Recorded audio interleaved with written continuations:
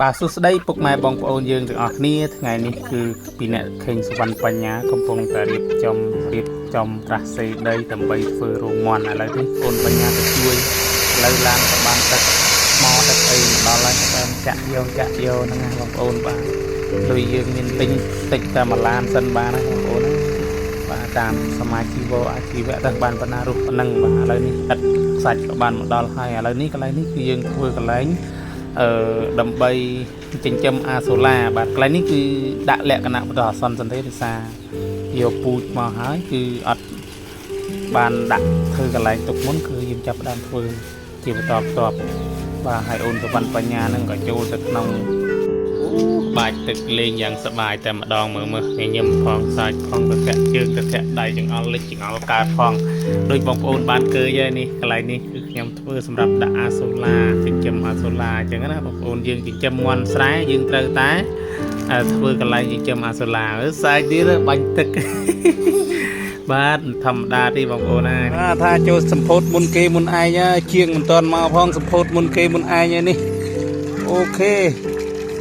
ធ្វើអីទេ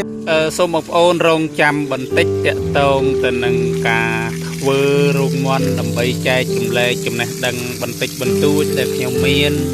ទៅកាន់បងប្អូនឥឡូវនេះគឺខ្ញុំបានរៀបចំដែកមួយចំនួនហើយក៏មានដែកខ្លះចាស់គឺយើងយកមកជួសជុលវាជិះវៀងការទិញថ្មីទាំងស្រុងណាបងប្អូនបាទចឹងដែកនេះគឺទាំងសង្កសីគឺខ្ញុំប្រើប្រាស់ពពុះសង្កសីកិនបែបនេះមានន័យថាវារៀងថ្លៃដែរបងប្អូនទាំងអស់នេះគឺខ្ញុំចំណាយខ្ទង់$1000ហើយបាទដើម្បីទិញវា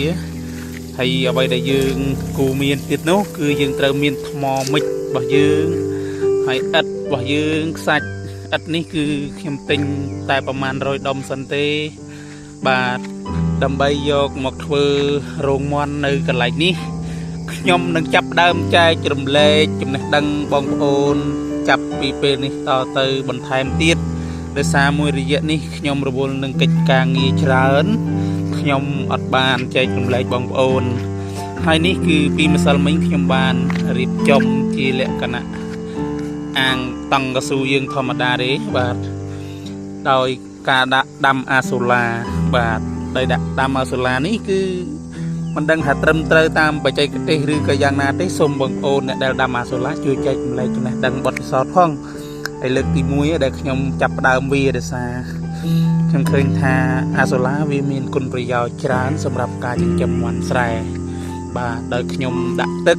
ធ្វើតង់ធ្វើអីបានប៉ុណ្ណឹងហើយខ្ញុំធ្វើនេះគឺជាលក្ខណៈតោះសន្តិបងប្អូន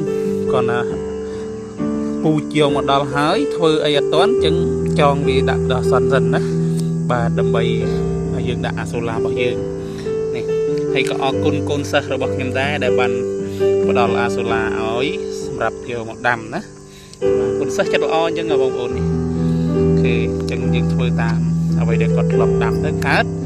គាត់ថាដាក់ទឹកដាក់កស៊ូទឹកនេះដាក់ជម្រៅប្រហែលជា2ទឹកហើយយើងដាក់ជីលីមុស័តគ្រប់ប្រភេទបានណាបើសិនជាអាចយើងយកលីមុស័តគោវាអត់សូវមានជាតិអាស៊ីតខ្លាំងបាទដាក់ត្រាំវាទៅនេះខ្ញុំទៅដាក់ពីម្សិលមិញខ្ញុំសង្កេតឃើញថាវាលាស់ពណ៌ខៀវបងលាស់ពណ៌ខៀវល្អណាបាទតែនឹងថាតែមុខទៀតកើតវាយ៉ាងណាទេអានេះខ្ញុំអត់ទាន់ធ្វើឲ្យទេថ្ងៃនេះខ្ញុំនឹងធ្វើបន្តហើយថ្ងៃស្អែកយើងនឹងចាប់ផ្ដើមធ្វើរោងមន់នៅទីនេះ